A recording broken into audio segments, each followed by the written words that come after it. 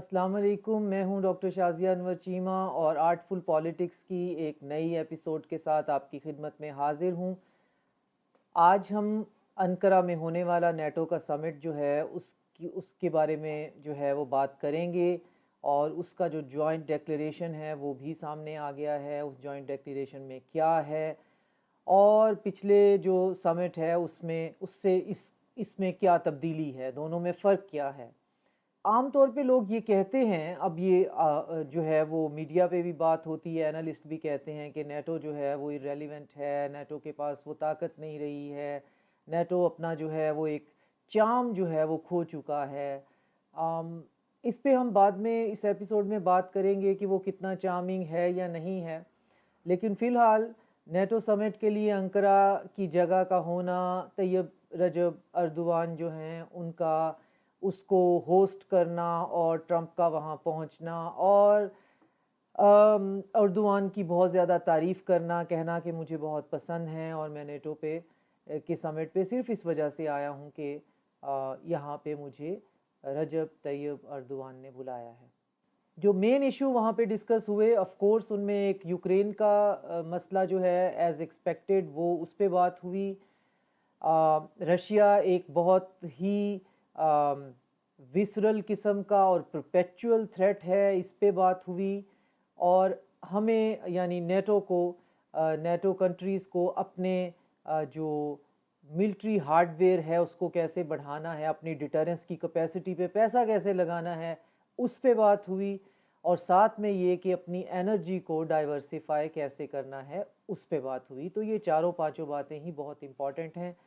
जो डिक्लेरेशन जो है वो पब्लिश किया गया है उनकी वेबसाइट पे, नेटो की वेबसाइट पे, अंकारा समिट 2026, उसको हम पढ़ लेते हैं और फिर साथ में ये समझ लेते हैं कि जॉइंट डिक्लेरेशन कहता क्या है। डिक्लेरेशन का पहला जो पॉइंट है उसमें ऑफ कोर्स वो इस फॉर्मल सेंटेंस से स्टार्ट होता है, we the heads of states and government of the North Atlantic alliance have gathered in Ankara to reaffirm our ironclad commitment to our collective defense under Article 5 of the Washington Treaty and to the transatlantic bond। जो joint declaration जो है वो publish किया गया है बहुत interesting है। उसके तमाम पॉइंट्स जो हैं एक एक करके पढ़ लेते हैं और देखते हैं कि उनमें क्या कहा गया है। उसके पहले पॉइंट्स को ऑफ कोर्स एक फॉर्मल सेंटेंस से जैसे शुरू करना होता है किया गया है कि we the heads of state and government of North Atlantic alliance have gathered in Ankara to reaffirm our ironclad commitment to our collective defense under Article 5 of the Washington Treaty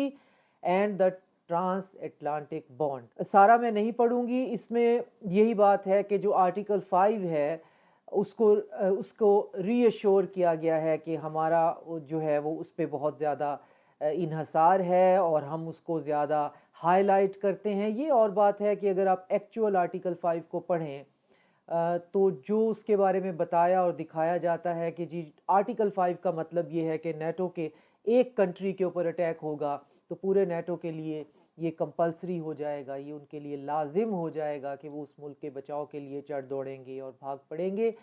जो एक्चुअल फ्रेज़ है वो ये नहीं है, उसके अंदर ये बाकायदा इस बात का अबहाम मौजूद है कि ममालिक जो हैं वो अपनी डिस्क्रेशन पे ये तो फैसला करेंगे, वो अपनी अवेलेबिलिटी जो है वो इंश्योर करेंगे अपॉन बेसिस ऑफ कि उनके पास वसाइल हैं, क्या वो डायरेक्ट ख़तरे में हैं और इसके अलावा भी वो अपना जो है सवाबदीद को इस्तेमाल कर सकते हैं। तो आपको आर्टिकल 5 की इतनी डिटेल जो डिस्कशन है वो कहीं भी किसी मीडिया पे होती हुई दिखाई नहीं देगी। आर्टिकल 5 के साथ हमेशा यही जोड़ा जाता है कि ये कोई ऐसा जादू का चिराग है कि यूरोप और अमेरिका और कनाडा और जितने नेटो के मेंबर्स हैं अगर उनमें से किसी एक पे अटैक होगा तो बाकी सबके लिए लाजमी हो जाएगा। तो पहला जो डिक्लेरेशन का पहला पॉइंट है उसमें इस बात की रीअफर्मेशन की गई है, लेकिन मैंने आपको बता दिया है कि इस रीअफर्मेशन के अंदर भी अबहाम है। ऐसा नहीं है कि एक पे अटैक का मतलब सब पे अटैक है। और डिटेल के लिए आप इनके वेबसाइट के ऊपर जो नॉर्थ अटलांटिक ट्रीटी है, वॉशिंगटन ट्रीटी, आप उसको पढ़ लेंगे तो ज़्यादा चीज़ें क्लियर हो जाएंगी। तो पहले पॉइंट में तो डिक्लेरेशन में यही बात है। दूसरे पॉइंट के अंदर इंटरेस्टिंगली पहली ही लाइन के अंदर रशिया का जिक्र है एज एक्सपेक्टेड, और वो कुछ इस तरह से शुरू होता है। To counter the long term threat Russia poses to Euro-Atlantic security and stability and the persistent threat of terrorism, allies are delivering on the Hague Defense Commitment। जिस लाइन में रशिया का जिक्र है उसी लाइन के अंदर टेररिज्म भी है, और रशिया एक थ्रेट पोज करता है यूरो अटलांटिक सिक्योरिटी और स्टेबिलिटी को, और ये एक परसिस्टेंट थ्रेट है, और ये टेररिज्म भी है, और एलाइज जो हैं under the Hague defence commitment जो डिलीवर कर सकते हैं वो कर भी रहे हैं। उसके बाद लिखा है कि in 2025 European allies and Canada increase their investment in core defence requirement for more than $139 billion। Our investment are delivering the capabilities we need while strengthening our industrial base and resilience. Today in Ankara, we announce more than $50 billion in new procurement and commit to expanding collective manufacturing capacity and working with industry to accelerate innovation. We will continue our work to eliminate defense trade barriers among allies and leverage NATO's partnership to maximize defense industrial depth and cooperation। आप समझ ही गए होंगे, पहली दो जो points हैं वो ये कि रशिया एक परमानेंट थ्रेट है, और इस टेररिज्म के थ्रेट को ख़त्म करने के लिए हमने लास्ट टाइम जो है अपने बजट को, कलेक्टिव नेटो के बजट को 139 बिलियन US डॉलर तक जो है बढ़ाया, और उस पर पिछले साल इसको इस्तेमाल किया।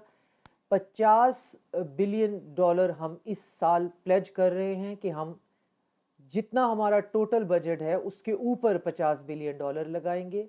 और कहाँ लगाएंगे, प्रिक्योर करेंगे, क्या करेंगे, मिलिट्री इंडस्ट्रियल कॉम्प्लेक्स से सामान खरीदेंगे। किस चीज़ का सामान? जंग का सामान। किसके खिलाफ? रूस के खिलाफ। क्यों? क्योंकि उससे ख़तरा है किसे? यूरोप को।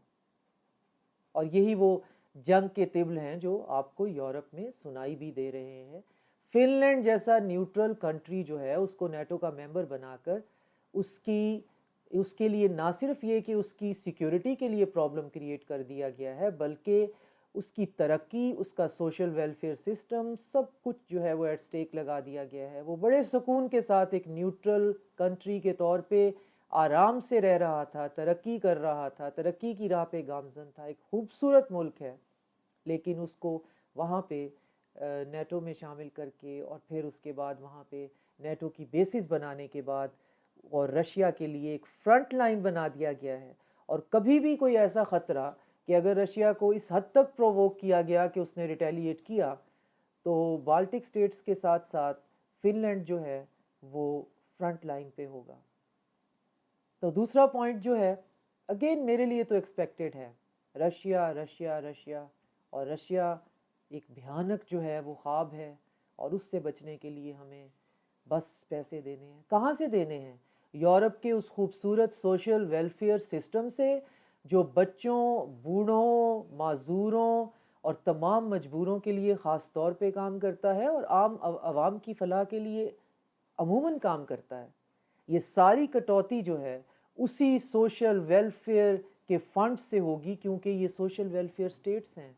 ये ऐसी स्टेट्स नहीं हैं जहाँ पे अवाम का ख्याल नहीं रखा जाता है। हम तीसरी दुनिया में रहने वाले जो अब कहीं जाकर ख़ुद को मिडिल पावर कहने में थोड़ी सी कम हिचकिचाहट महसूस करते हैं, मगर अभी भी हमारा इक्तिसादी मैदान जो है उसमें बहुत ज़्यादा काम की ज़रूरत है। यूरोप एक बहुत खूबसूरत जगह है, मगर रूस का हवा बनाकर और खुदा जाने ये लोग ये कर रहे हैं। फिनलैंड के बारे में कहा जाता है जी वहाँ के तो जो प्रेसिडेंट हैं उनको बाकायदा इस काम के लिए, इस मकसद के लिए वहाँ पे लगाया गया है।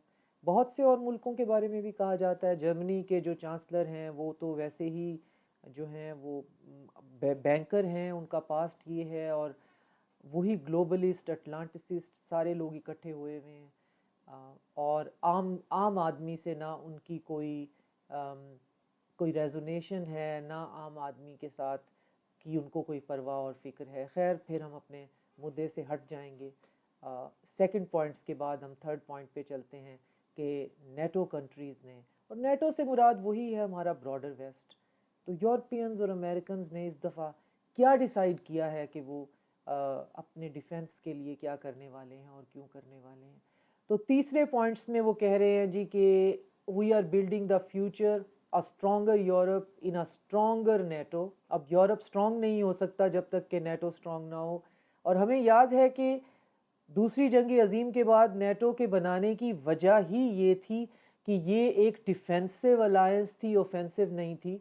लेकिन फिर हमने इसको कहाँ अफ़गानिस्तान तक आते हुए देखा, और अब भी यही बात हो रही है। मार्क रुते जैसे लोग जो हैं अब भी यही बात कर रहे हैं कि इसमें मज़ीद पैसा झोंकने की ज़रूरत है। और क्यों झोंकने की ज़रूरत है? क्योंकि बहुत से लोग इससे ट्रिलियंस ऑफ डॉलर कमा रहे हैं।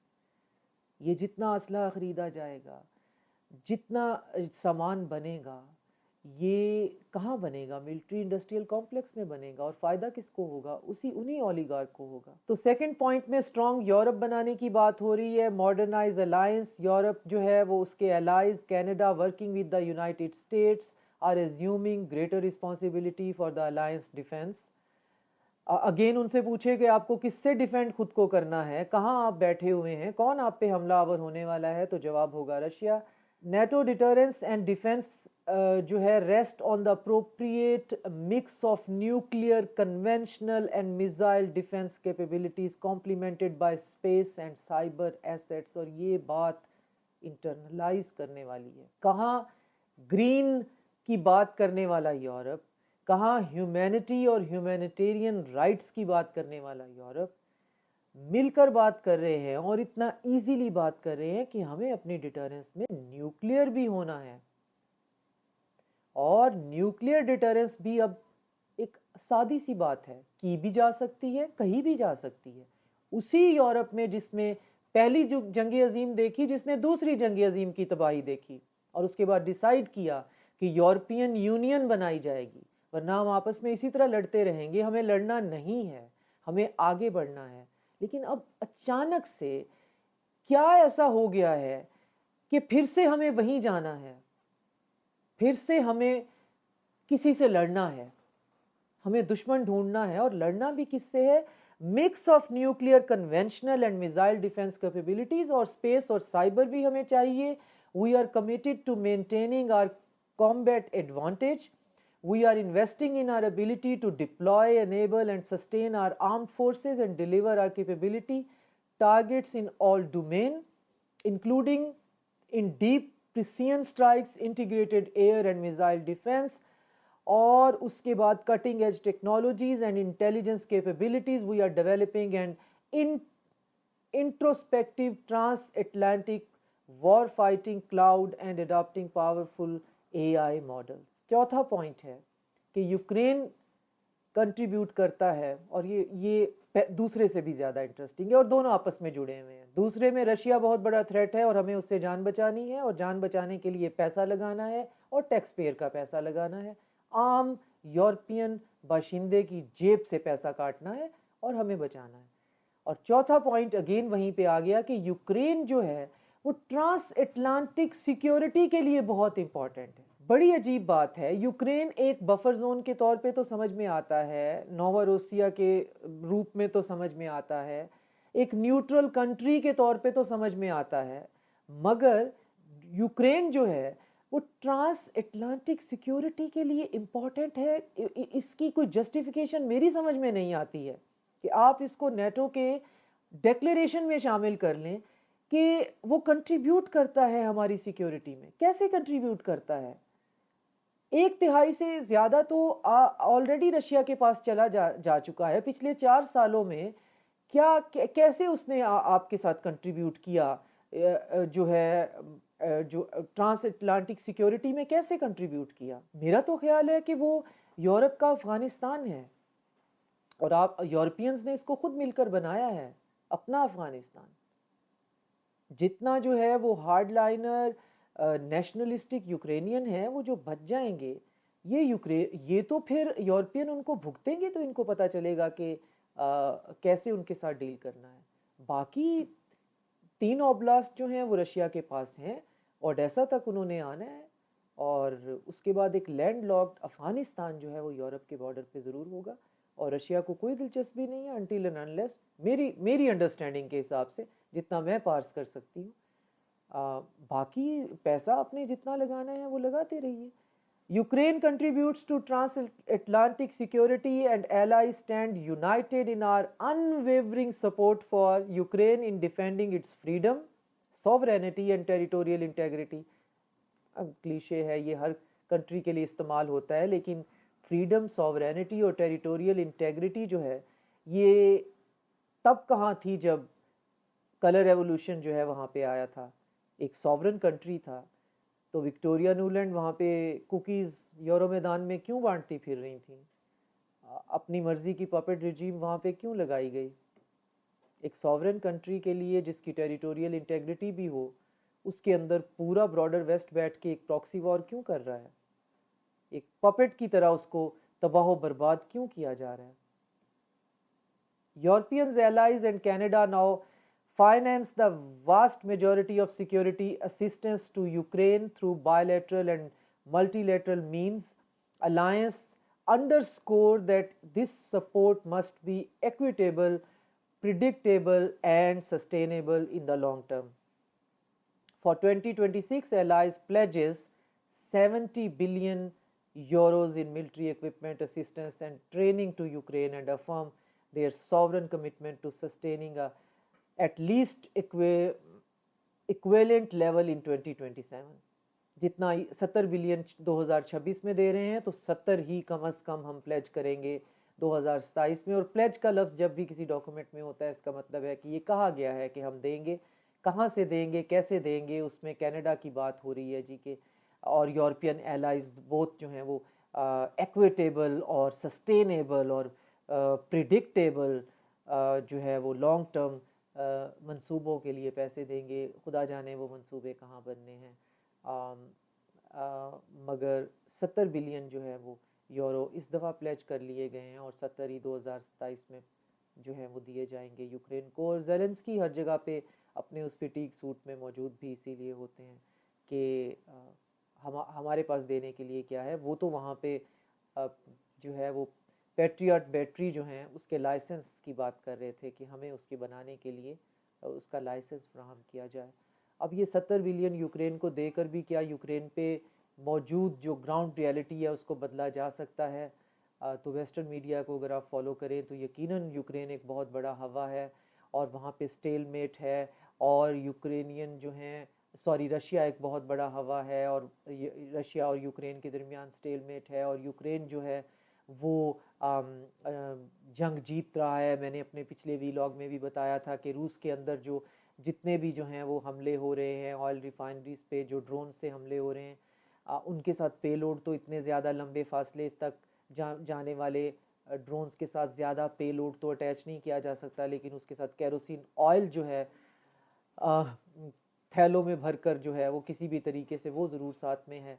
और जब भी वो किसी ऑयल रिफाइनरी के ऊपर अटैक करते हैं तो उसके ऊपर जब केरोसिन ऑयल या मिट्टी का तेल गिरता है तो उससे बहुत अच्छे ऑप्टिक्स मिलते हैं। वेस्टर्न मीडिया को 2 दिन के लिए मीडिया का अच्छा जो है वो सामान मिल जाता है उन तस्वीरों से, ये दिखाने और बताने के लिए कि यूक्रेन अभी भी लड़ रहा है और जीत रहा है, और रूस जो है एक ऐसा जो है ईवल और डेवल है, ऐसा हर्ड ऑफ बारबेरिज्म है जिसको रोकने के लिए यूक्रेन जान की बाजी दे रहा है। यूक्रेन जान की बाजी लगा रहा है, यूक्रेनियन ज़रूर मर रहे हैं, अपनी जानों की जो है वो दे रहे हैं जितनी सेक्रीफाइस वो दे सकते हैं। बाकी मुल्क छोड़ के यूरोप के अंदर रेफ्यूजी बन चुके हैं, मगर यूक्रेन जीत नहीं रहा है, और जो भी आपको ये बता रहा है वो गलत बात बता रहा है और यूक्रेनियों के साथ ज़्यादती कर रहा है। 70 बिलियन भी ग्राउंड रियलिटी नहीं बदल सकते हैं। रूस का जो एक ऑब्जेक्टिव था डीनाज़िफिकेशन और डीमिलिटराइजेशन ऑफ यूक्रेन, वो उसको अचीव कर रहे हैं और अचीव करते रहेंगे। और उन्होंने क्या हिकमत अमली इख्तियार की है इसके लिए, हम अपने पिछले वीलॉग में बात कर चुके हुए हैं। और इस पे लिखा हुआ है कि जी साथ में कि यूरोपियन यूनियन जो है वो डिसाइड करेगी कि multi year funding to Ukraine through the Ukrainian support loan, ये अलग से है कि जी उसको कर्जा देंगे। अब एक ऐसा मुल्क जो कि दिवालिया हो चुका है, जिसकी तनख्वाहें देने के लिए उनको बाहर से ज़ेलेंस्की को पैसे लेने पड़ते हैं, और ये कोई ढकी छुपी बात नहीं है। करप्शन का ये आलम है कि वहाँ पे हालात संभाले नहीं संभलते हैं, और ये आलम है लोगों की जो उनकी जो पावर है लड़ने की, वो इतनी ज़्यादा कम है कि उन्होंने जंग के अंदर पहली दफ़ा गेमिफिकेशन जो है वो ऐड कर दी है। बहुत ही सिनिकल किस्म का कॉन्सेप्ट है कि हर फौजी जो है वो कितने ठिकानों पर जो है उनको नुकसान पहुंचाएगा, कितने बंदे मारेगा, कितने नुकसान की रिपोर्ट लेके आएगा, उनको उसी तरह बोनसेस मिलेंगे। बोनस में आपको नए जूतों से लेकर उस दिन एक अच्छा मील या आपके घर पे चंद डॉलर भिजवाने तक जो है यूक्रेन के अंदर वॉर गेमिफिकेशन रियल टाइम में हो रही है। तो ये तो वहाँ पे जो सोल्जर हैं उनकी मोरल का हाल है। और बात हो रही है कि जी हम यूक्रेन को सपोर्ट करेंगे, और आप यूक्रेन को सपोर्ट करते रहिए। आप यूक्रेन को सपोर्ट करके अगर यूक्रेन को बचा सकते हैं तो पिछले 4 साल में तो आप सिर्फ ज़ुबानी कलामी बचा रहे हैं। और अगर सिर्फ ज़ुबान से और कलाम से जो है वो जंगें लड़ी जाती तो शायद उसकी सबसे बड़ी एडवोकेट मैं होती, जिसका कि ये काम है, जिसका कि ये सब्जेक्ट है, जिसकी ये स्पेशलिटी है। मेरा ये ख्याल है कि जिस बेतुके और भोंडे तरीके से यूक्रेन की जंग को मीडिया पे एक मीडिया वॉर बनाकर जीता और जिताया जा रहा है, हकीकत इससे बहुत बहुत डिफरेंट है। चौथे पॉइंट के बाद जी पांचवा पॉइंट है कि जो डिक्लेरेशन का कि the alliance continues to respond and adapt to the strategic competition, pervasive instability, hybrid threats and recurrent shocks that define our border security environment. Allies reiterate that Iran must never have a nuclear weapon and call on Iran to fully respect freedom of navigation in the Strait of Hormuz. ठीक हो गया जी, आपने कह दिया, Iran ने मान लिया, straight of Hormuz भी खुल जाएगा और ये भी नहीं होगा, ये उनके डिक्लेरेशन में है। And the last point is कि we express our appreciation for the generous hospitality extended by the so on and so forth. एक चीज़ जो ऐड नहीं की गई है वो 20 बिलियन जो हैं वो नेटो ने डिस्कस किए हैं, उसको जॉइंट डिक्लेरेशन में भी शामिल नहीं किया गया। वो मैं आपसे आपकी खिदमत में पेश करती जाती हूँ। वो है कि जी ईस्टर्न फ्लैंक में एनर्जी ट्रांसपोर्टेशन के कॉरिडोर्स और पाइपलाइन का जाल बिछाया जाएगा। तो जो वेस्टर्न जो एनर्जी के पाइपलाइंस हैं उनको तो खुद से सबोटेज कर दिया, जो रशिया से चीप एनर्जी जर्मनी को मिल रही थी, जिससे जर्मनी की इंडस्ट्री काम कर रही थी, और इवन पूरे यूरोप की हीटिंग से लेकर तमाम खर्चा जो है वो उस रशियन चीप ऑयल से और एनर्जी और गैस से पूरा हो रहा था, जिसको जो कि यूक्रेन से गुजर के आती थी, और यूक्रेन जो है वो भी उसमें से स्नाइपिंग करता था, लेकिन उसको सेबोटेज कर दिया गया, ब्लास्ट कर दिया गया। अब जर्मनी जो है वो अपनी इंडस्ट्रियल कैपेसिटी के हिसाब से उसके पास एनर्जी नहीं है, और वो महंगी एलएनजी अमेरिका से जो है वो मंगवा रहा है।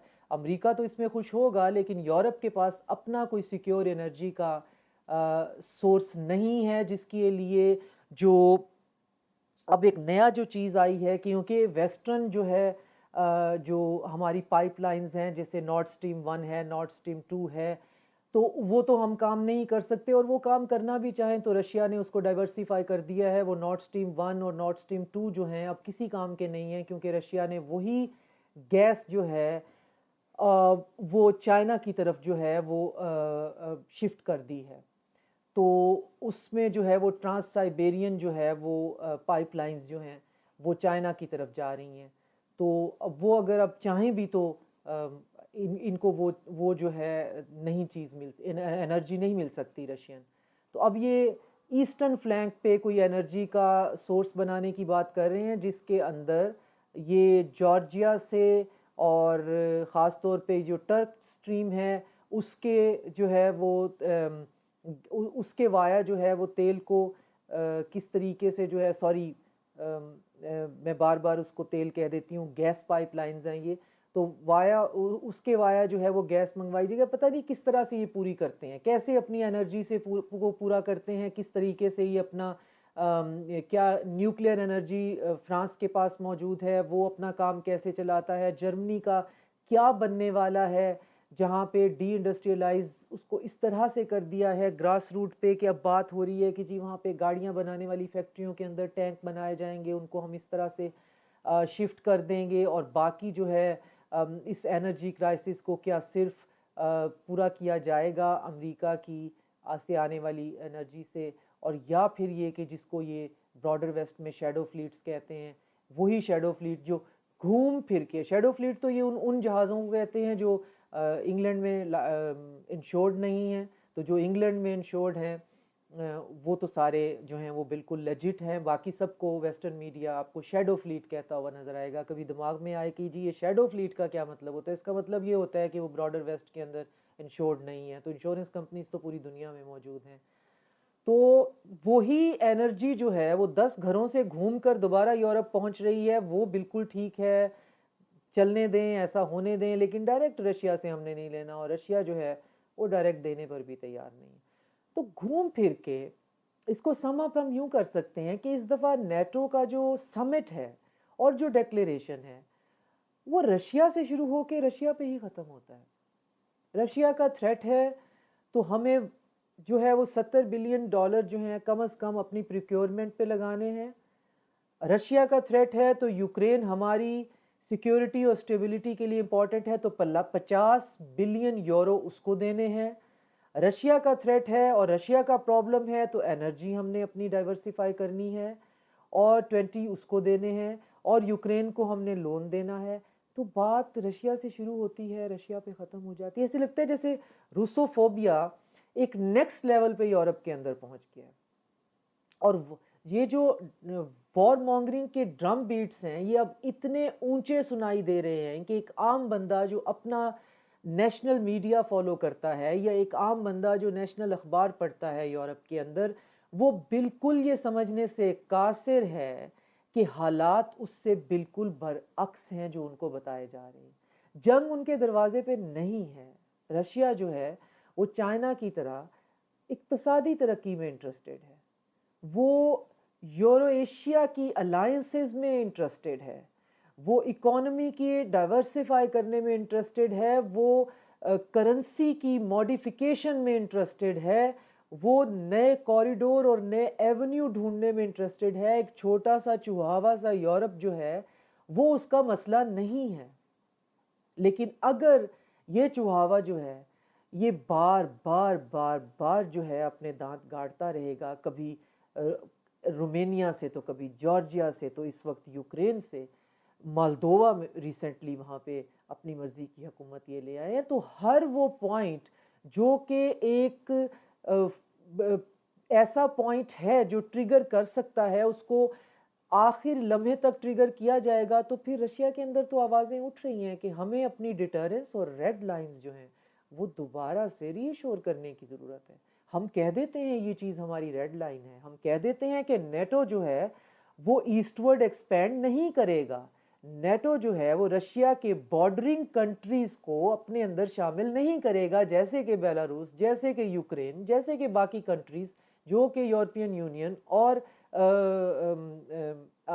रशिया के दरमियान में हैं। तो इन सबको एज अ बफर इस्तेमाल किया जाएगा, आप अपनी जगह पे रहिए, मैं अपनी जगह पे। लेकिन नेटो जो है वो रशिया के बॉर्डर पे पहुंचने से कोई उसको फिक्सेशन सी हो गई है। तो अब रशिया के अंदर ये आवाज़ें हैं कि अगर इनकी ये फिक्सेशन नहीं टूट रही है और जंग भी इतनी ज़्यादा मांग रहे हैं कि आपको ये बाकायदा कहते हुए नज़र आएंगे कि 2030 जो है वो रूस और यूरोप की जंग का साल है, तो हमें अपनी डिटरेंस को इस्टेब्लिश करने की ज़रूरत है। और डिटरेंस को इस्टेब्लिश करने के लिए हमें टेक्टिकल न्यूक्लियर स्ट्राइक्स कहीं ना कहीं जो ज़्यादा तंग कर रहा है, ये मेरी अंडरस्टैंडिंग है, कहीं ये मिसहैप ये करवा ना बैठें यूरोपियन। इनको चाहिए कि ये यूरोप इन्होंने दूसरी जंग अजीम के बाद बहुत मेहनत, बहुत मुशक्क़त, बहुत मुश्किल से बनाया है और बहुत खूबसूरत है, बहुत बेहतरीन है, आम बंदे की फलाह के लिए काम करता है। दुनिया सारी इनकी तरफ देखती है, बेहतरीन इनके पास तालीमी इदारे हैं, बेहतरीन इंफ्रास्ट्रक्चर है, बेहतरीन सिविल जो एडमिनिस्ट्रेटिव स्ट्रक्चर है, बेहतरीन लॉ एंड इन्फोर्समेंट की एजेंसीज हैं। इसको ख़त्म मत करें, इसको जंग में मत झोंकें। बहुत शुक्रिया।